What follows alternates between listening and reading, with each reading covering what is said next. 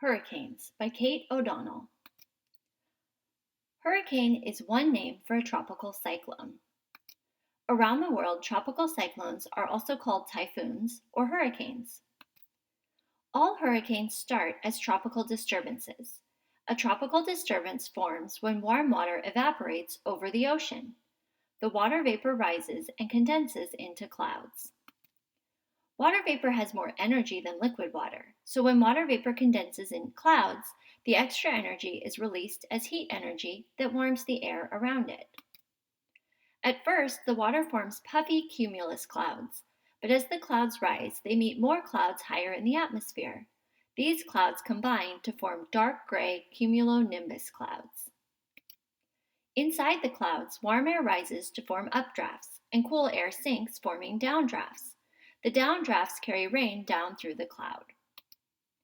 All the moving air and water molecules build up electrical charges inside the cloud. These charges lead to the lightning of the thunderstorm. When the winds within the tropical disturbance reach 23 miles per hour, scientists classify it as a tropical depression. At 39 miles per hour, it becomes a tropical storm. At 74 miles per hour, it becomes a tropical cyclone or a hurricane. For a hurricane to form, the top 150 feet of the ocean water must be at least 80 degrees Fahrenheit because the evaporation of warm ocean water fuels the storm. The heat released when the water vapor condenses into clouds continues to power the wind within the storm. The winds within a hurricane come from the low pressure at the center of the storm. Air molecules always move from areas of high pressure to areas of low pressure. The winds in a hurricane spin because of the Coriolis effect. The Earth spins on an axis, so ocean surface water and air molecules are deflected to the right in the northern hemisphere and to the left in the southern hemisphere. A hurricane in the northern hemisphere will rotate counterclockwise due to the Coriolis effect.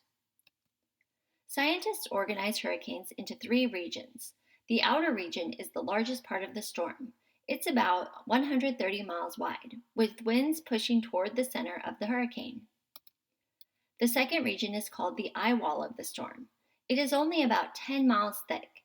It contains the strongest winds and most torrential rainfall of the hurricane.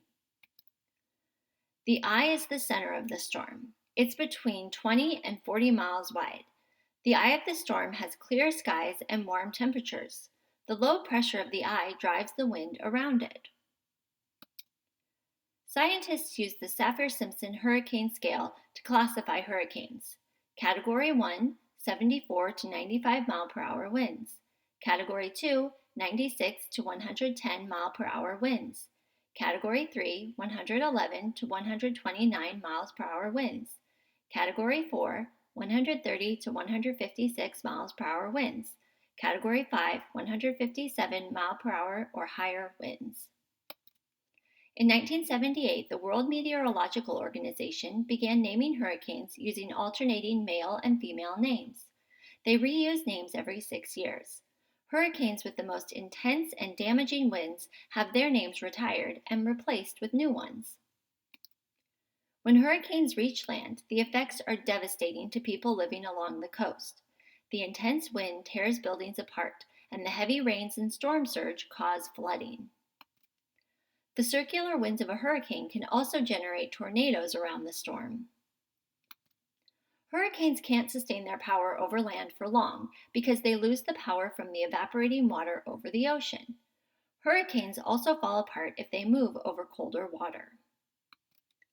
Hurricane season in the northern hemisphere of the Atlantic Ocean runs from June 1st to November 30th.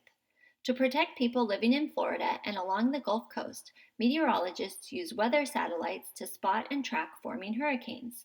Special weather planes also fly into hurricanes to gather information about the storm to help scientists learn more about them.